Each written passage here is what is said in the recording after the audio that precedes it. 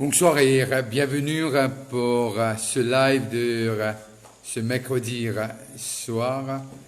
Et je vous souhaite une bonne soirée et surtout ceux qui peuvent rencontrer nous de l'étranger et moi tant que sur 20 minutes ensemble capables de nous réaliser un peu nous le guidage et aussi réaliser un peu les doctrines fondamentales de ce que Paul a envie de mettre devant l'église d'Éphèse.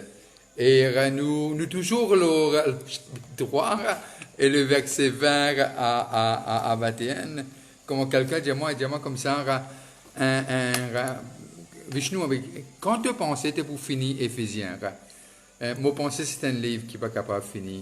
C'est parce que déjà les causes de langage, quelqu'un qui peut expliquer ce qui est inexplicable, il peut mesurer ce qui n'est pas capable de mesurer et il peut définir l'absolu. Qui veut dire déjà en lui-même, il y a un paradoxe qui veut dire il est tellement grand, il est tellement profond, et il y a tellement dans ce livre. Et là, nous arrivons le verset 20, à celui qui peut faire, par la puissance qui agit en nous, infiniment au-delà de tout ce que nous demandons ou pensons. À lui soit la gloire dans l'Église et en Jésus-Christ, dans toutes les générations, au siècle des siècles. Amen. Que Dieu bénira la lecture de sa parole. Et là, nous pouvons arriver à comprendre de ce qui Paul, non seulement il peut envie de rencontrer l'église d'Éphèse dans son ignorance, là, côtier, et aussi dans son incrédulité, parce que Paul peut expliquer étape par étape, et il montre nous de ce que il termine le chapitre 3, mais non seulement nous connaissons qui c'est une lettre, pour nous comprendre une lettre, nous commence ce commencement et arrive à la fin, et nous comprenons la lettre et qu'il peut dire. Mais là, nous arrivons à réaliser de ce qui est la chrétienté, et nous finissons toujours un problème, et nous tous coupables de ce qui est, l'Église est coupable de quelque chose, de limiter son Dieu. Limiter son Dieu, et mot penser, cela dure pendant des siècles et des siècles, de ce qui nous avons sa mauvaise habitude, limite bon Dieu là. Et là, nous arrivons à comprendre de ce qui Paul peut envie de tirer de chaque membre de cette église d'Éphèse. Et si simplement nous capables de faire Dieu, celui qui nous sauve nous, celui qui nous crée la terre et le ciel, celui que Jésus dit nous comme ça quand nous prions ainsi, notre Père qui est aux cieux, si nous capables de faire lui confiance. Vous connaissez aujourd'hui, il est beaucoup plus facile et nous laissons-nous emporter parce que les gens ont à dire, et très souvent de fois, nous courons vers une parole prophétique d'un homme, mais tandis si nous allons vers la parole de Dieu et nous appliquons à ma doctrine, parce que qui fait me dire applique-nous à ma doctrine, une doctrine qui n'est pas applicable, me demande-moi si c'est une doctrine. Ça, c'est mon opinion. Mon penser, une doctrine, une faire, pour être pratique. Alors, ça, 3 premiers livres-là, et 3 premiers chapitres-là, pardon, et vraiment, y établir vraiment les doctrines. Et là, que Paul fait nous comprendre quelqu'un qui est capable de faire au-delà, infiniment au-delà de tout ce que nous demandons ou pensons. Et seul quelqu'un qui est capable de faire au-delà, c'est celui qui est au-delà. Comme quelqu'un dit, moi, celui qui a tout créé, mais qui n'a jamais été créé lui-même. Et là, nous trouve, Paul explique la grandeur de Dieu. Paul amène nous devant un fait réel. Paul amène nous devant la base même de la chrétienté. Et Paul amène l'église d'Éphèse. Et nous, aujourd'hui, parce que il dit au siècle des siècles et de toutes les générations, qui veut dire déjà Paul peut prophétiser sur l'église, sur le corps de Christ. Si tu ne crois en Jésus-Christ qui est le Seigneur et Sauveur de ta vie, tu es membre de cette église et tu formes partie. Alors Paul peut arriver à décrire l'omnipotent, l'omniprésence, l'omniscience et l'omnipotence de Dieu. L'omniscience et l'omnipotence de Dieu. Et Paul peut envie que l'église d'Éphèse comprendra la globalité de cette richesse. Nous trouvons avant que Paul ouvert cette boîte à trésors, et il peut continuer tirer, et il peut montrer à Éphésiens, voilà ce qu'ils étaient, voilà l'héritage. Pourquoi vivre comme un mendiant quand nous peut vraiment et nature ce qui nous besoin pour capable vivre bien selon les règles de Dieu. Qui me peut redire dans ce contexte-là mendiant? Moi, je me cause d'une façon spirituelle. Nous peut très souvent des fois quand nous pas que l'ignorance, ça tue. L'ignorance, ça emprisonne. L'ignorance fait nous dire ban imbécilité, qui veut dire nous pas connaître qui nous était et qui est Dieu. Quand on arrive à connaître qui est Dieu, bien qu'en lui-même il y a un paradoxe, parce que Dieu est tellement grand, mais quand on arrive à développer une intimité avec Dieu, tu commences à se la voir, et parce que mon contence avec cela, il dit mes brebis pour entendre la voix. Il n'est pas dit le syndrome ministériel, loin de là, il dit mes brebis, je peux entendre la voix, et je poursuis moi. Tout membre dans le corps de Christ capable d'entendre la voix de Dieu. C'est pas réservé à un club privé. Non, loin de là. Cela appartient à tout le monde. Alors, nous avons besoin capables de comprendre cela. Alors, Paul, ce qu'il veut faire, il veut montrer dans le verset 20 que quand on approche nous de Dieu et un Dieu qui nous connaît, et lui dire, il est capable de faire au-delà. Alors déjà, Paul peut faire nous comprendre tout ce qui nous amène à l'épier bon Dieu. Déjà que c'est rien du tout. J'aime quand le prophète dit au roi Josaphat, il te dit, ce qui te peut demander d'une affaire facile, Sarah. Tu vas pour ton nuage, tu vas pour trouver la pluie. Mais, pour y a de l'eau dans tout ban fossé qui te pourra vraiment creuser. Alors, il fallait comprendre le Dieu que nous servons. Très souvent, des fois, il pas faire, nous envie d'un Dieu des ordres, nous envie de dicter comment pour faire, quand pour faire, comment pour faire. Mais non, Dieu prend de l'ordre de personne, il est Dieu. Et simplement, nous besoin croire que quand il a dit oui, toutes les promesses, comme nous dit Paul, toutes les promesses sont oui et amen avec Dieu. Toutes les promesses faites pour nous sont oui et amen en Jésus-Christ. Alors là, lorsque nous guidons un peu, Paul, pour lui conclure le chapitre 3, et il amène, non seulement c'est une louange, c'est un cantique, mais en même temps, il fait nous réfléchir de ce que le Dieu que nous servons, il a tout ce qu'il nous faut en lui, et encore les choses qui nous passent même au-delà de l'imagination. Qui veut dire, et me content cette parole quand Jésus il dit, avant même de demander, me connaître. Avant même de ouvrir la bouche, me connaître, qui te vous dire, parce qu'il est le Dieu du commencement et il est Dieu de la fin. Non seulement que cela, c'est un Père qui est bon envers ses enfants. Et j'aime que, lorsque il dit à nous comme ça, guette les oiseaux du ciel et guette les lys des champs. Et il y a pour une référence, il dit, même Salomon, dans toute sa richesse, Zameline capable d'habiller comment le lys des champs. Il dit, excusez pas vous, beaucoup plus que cela. Alors, plus nous connaissons bon Dieu, plus nous pouvons paix. Plus nous connaissons bon Dieu, plus nous pourrons aimer cette foi. Parce que la foi est basée sur la parole de Dieu. Et nous vous trouvons nous-mêmes être propulsés. Et comme une situation arrivée, vous connaissez très souvent des fois, c'est cette lacune. Moi, à cause d'information, moi, à cause de connaissances. Nous sommes capables de lire la Bible et simplement comme un livre, ou bien nous sommes capables de lire comme la parole de Dieu. Ce qui fait toute la différence, que quand on assise nous avec le professeur à nos côtés, qui est l'autre, qui est le Dieu, le Saint-Esprit, et lui qui inspire tous ceux qui ont écrit la parole. Et si nous disons comme ça, aide-nous pour comprendre. C'est par de l'information.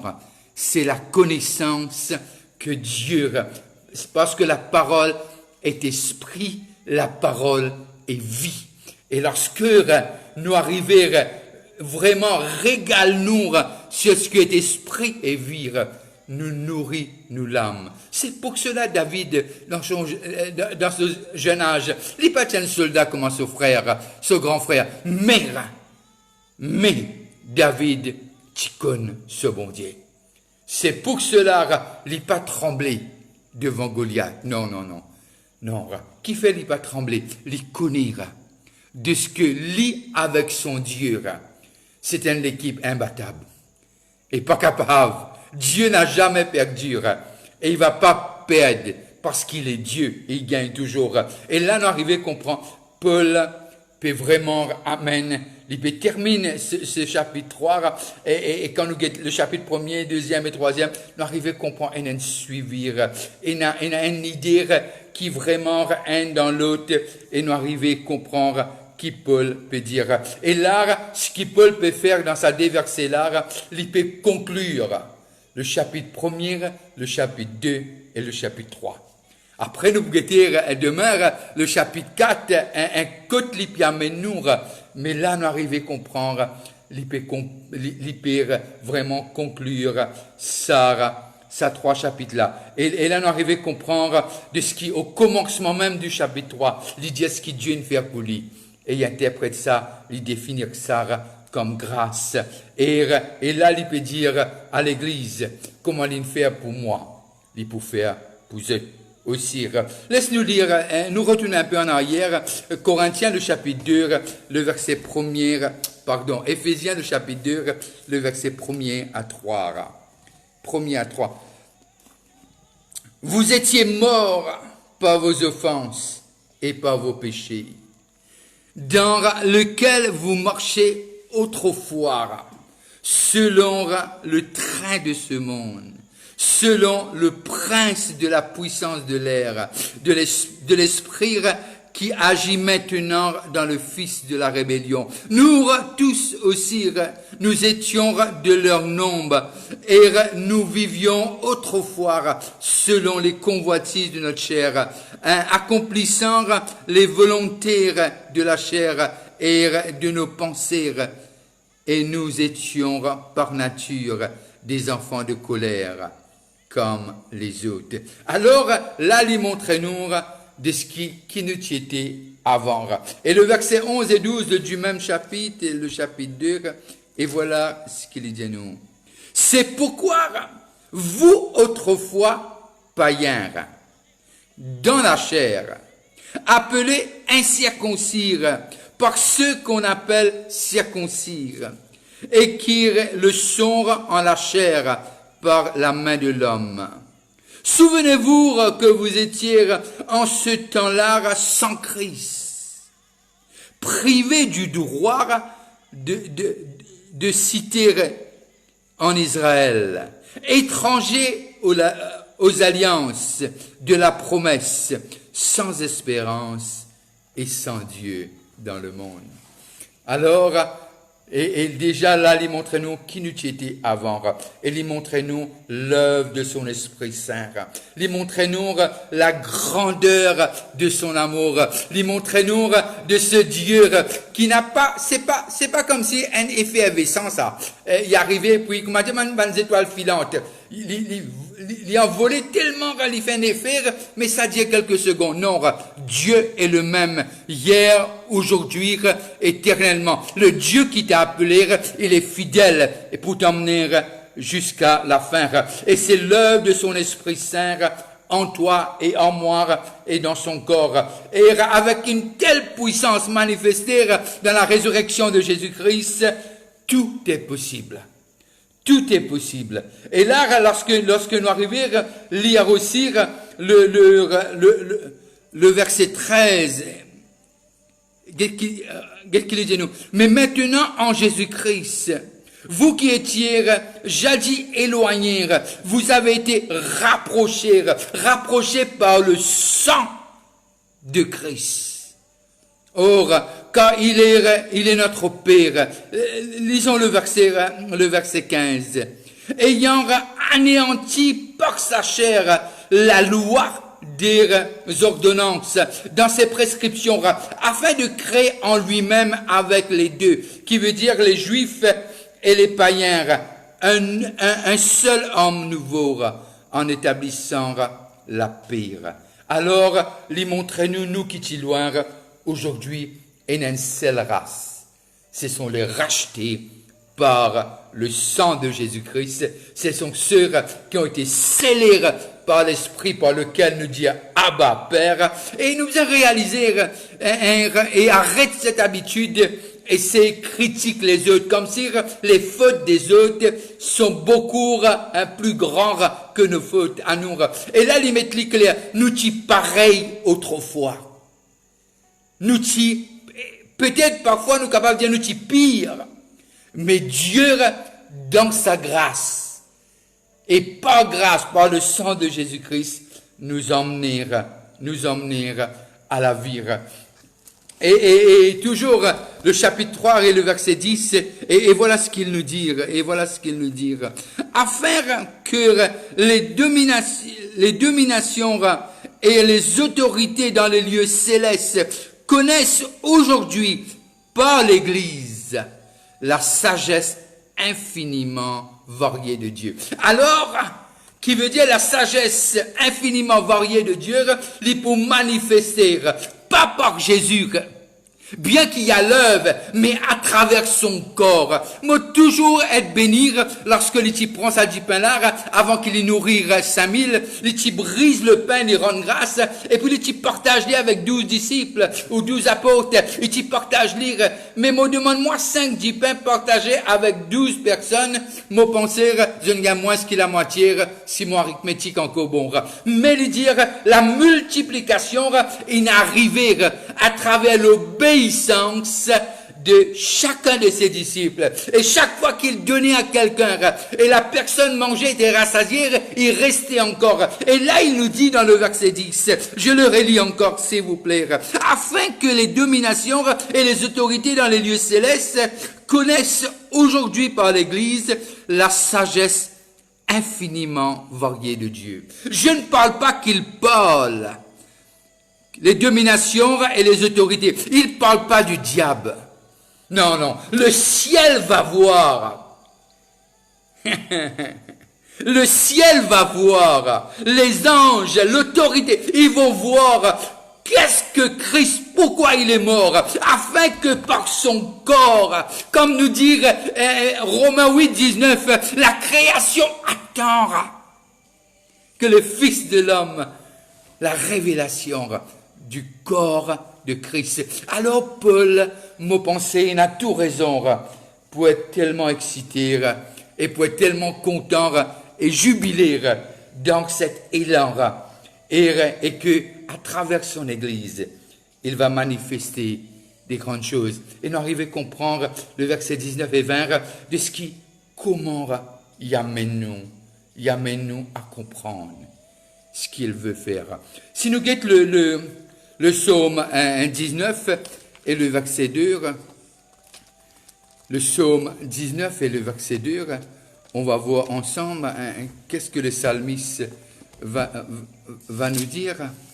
Le psaume 19, j'ai l'impression que le temps passe tellement vite et surtout autour de la parole de Dieu, le psaume 19 et le verset 2. Les cieux racontent la gloire de Dieu et l'étendue manifeste l'œuvre de ses mains. Ça, ce qu'il peut dire nous, la création. Mais ce qui est Éphésiens peut dire nous, dans le chapitre 10, c'est le corps de Christ, toi et moi. Dieu veut manifester sa grandeur à travers de toi et à travers de moi. Et Dieu veut nous montrer ce qu'il veut faire. Et c'est un Dieu extraordinaire. Je vais arrêter là pour ce soir et je vais continuer demain soir à 8 heures. J'espère arriver au chapitre 4 demain, mais si je n'arrive pas, ça va. On va prendre le temps qu'il nous faut pour voir ce que Paul a à nous dire. Mais c'est bien de voir cette lettre dans l'ensemble, de t'asseoir, de commencer le chapitre premier, le verset premier jusqu'à le dernier chapitre. Mais il n'y avait pas de chapitre et verset lorsque cela a été écrit. Alors, je veux te dire quelque chose. Tu es aimé par le ciel. Même si tu penses que le monde est contre toi, mais c'est que le Créateur du ciel et de la terre, il est pour toi. S'il est pour toi, qui peut oser être contre toi? Ne t'en fais pas. Il prendra soin de toi. Alors, passez une bonne fin de soirée. Et si vous avez un moment, priez pour moi. Et surtout, si vous passez à table, bon appétit. Que Dieu vous bénisse. On se voit demain à 8 heures. Bye bye et passez une très bonne fin de soirée.